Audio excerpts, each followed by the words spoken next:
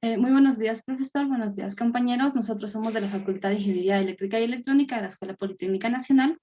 Y hoy les vamos a presentar el tema de respuesta en frecuencia de un sistema de control. Eh, Nosotros somos del grupo número 5 y estamos integrados por Pablo Castillo, Denis Churiza, Camila Macías y Francisco Topón. Pásale, por favor. El análisis en respuesta en frecuencia es la respuesta en estado estable del régimen permanente para una entrada sinusoidal de amplitud fija, pero con frecuencia que varía en un rango determinado. La respuesta en frecuencia se define únicamente para sistemas en estado estable.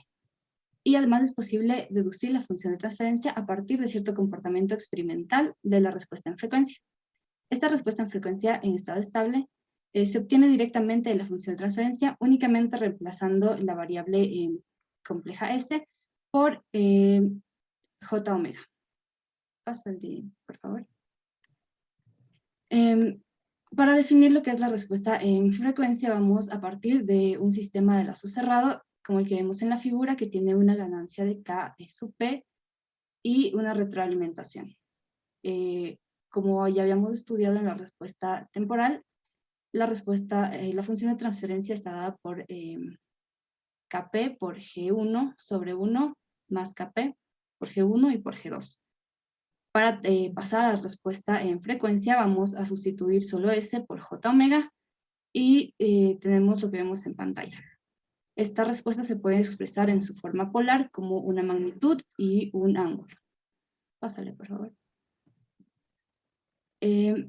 La magnitud en los sistemas de respuesta en frecuencia representa la ganancia entre la señal de salida y la señal de entrada para distintos valores de frecuencia, mientras que la fase representa el desfase que existe entre la señal sinusoidal de la entrada con la señal sinusoidal de la salida para diferentes valores de frecuencia.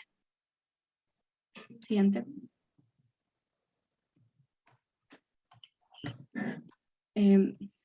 Esta respuesta de frecuencia de un sistema de control se obtiene a menudo por medio de métodos gráficos como representaciones polares, tales como los de Miskis y Bode.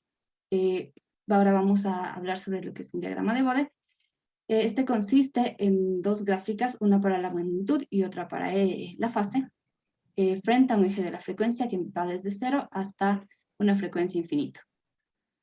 Algunas de las características del diagrama de Bode son que se utiliza el eje logarítmico para la frecuencia. Este eje logarítmico se puede utilizar en décadas u octavas. Además, para el eje de las fases, el intervalo se limita desde menos 180 grados a más 180 grados o desde menos pi hasta pi en radianes. Y para el eje de la magnitud se utilizan decibelios, de modo que se cumpla la relación que la ganancia en decibelios sea igual a 20 por el logaritmo de la ganancia. Siguiente, por favor. El diagrama de Bode para un sistema de primer orden. Sabemos que los sistemas de primer orden se caracterizan por una ganancia K y una constante de tiempo tau, y que su función de transferencia es la que vemos en pantalla, que es K sobre tau S más 1. En el diagrama de Bode, como podemos ver, se representa el diagrama de Bode de arriba, representa la magnitud, y el de abajo representa la fase. Gracias.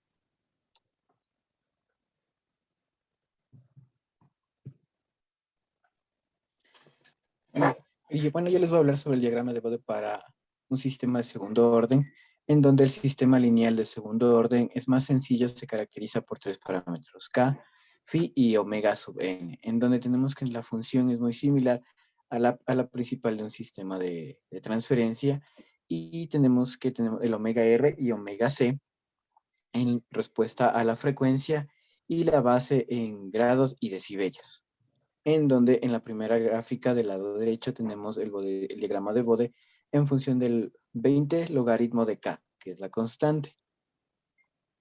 ¿Me le pasas, por favor?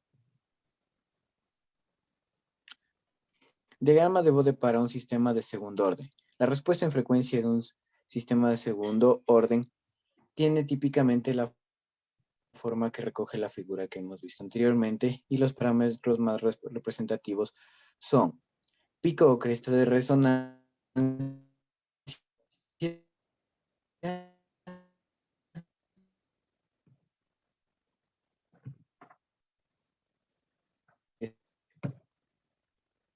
está simbolizado con M sub R, la de frecuencia en la cual la magnitud de la respuesta en frecuencia está 3 decibelios debajo de su valor frecuencial, que es 0.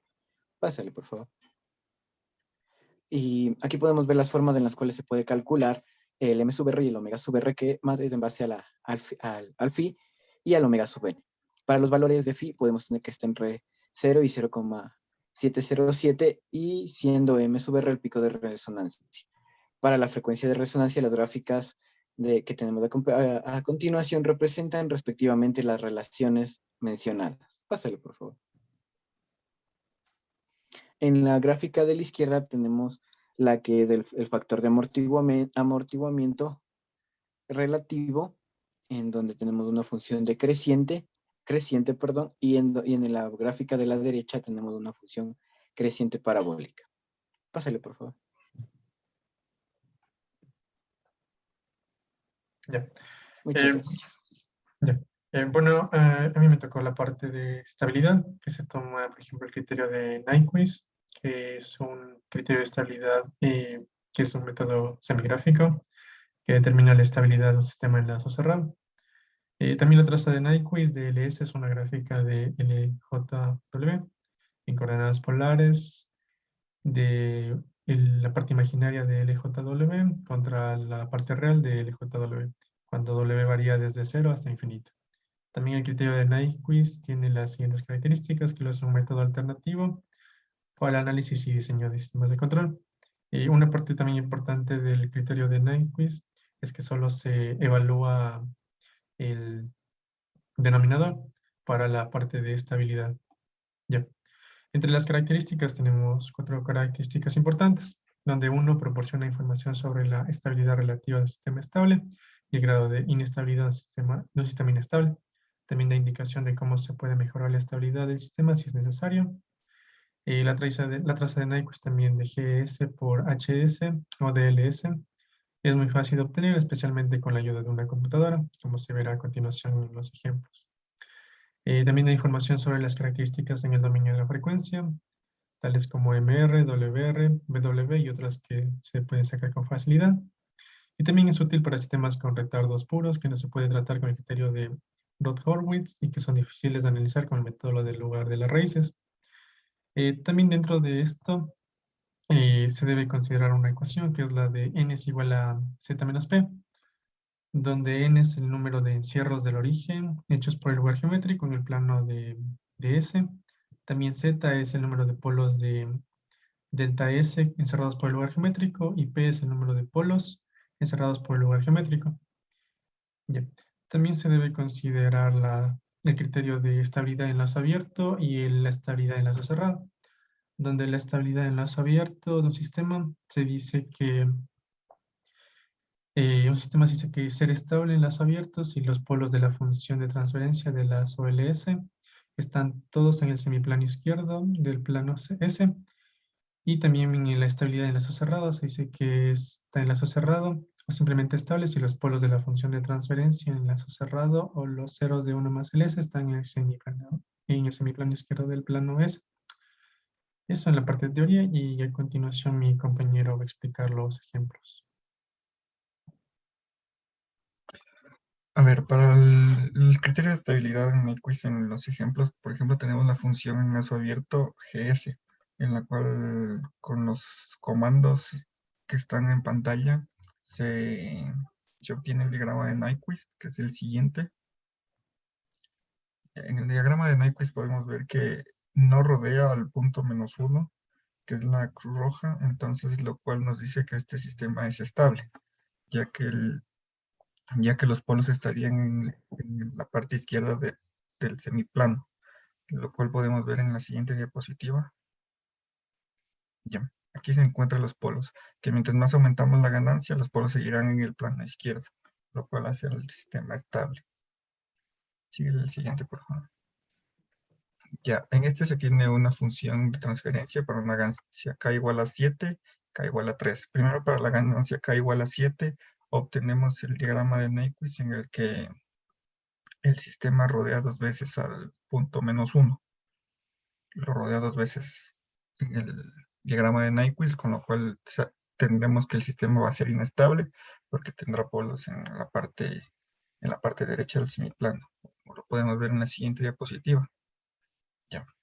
Aquí podemos ver que tiene 3 polos en la parte derecha y uno en la parte, 3 polos en la parte izquierda y uno en la parte derecha, lo cual hace el sistema inestable. Para eso, para volverlo más estable, podríamos bajar la ganancia a K igual a 3. Con K igual a 3 se tiene que ya el diagrama de Nyquist no rodea al punto -1, por lo cual este sistema ya sería estable. Entonces tenemos el diagrama del la posición de las raíces más hacia la derecha, lo cual nos dice que más hacia la izquierda, pero si seguimos aumentando la ganancia, el sistema se volverá más inestable. Y síguele, por favor. Y ese sería, y aquí tenemos es el mismo. Y con eso se terminaría nuestra presentación. Muchas gracias.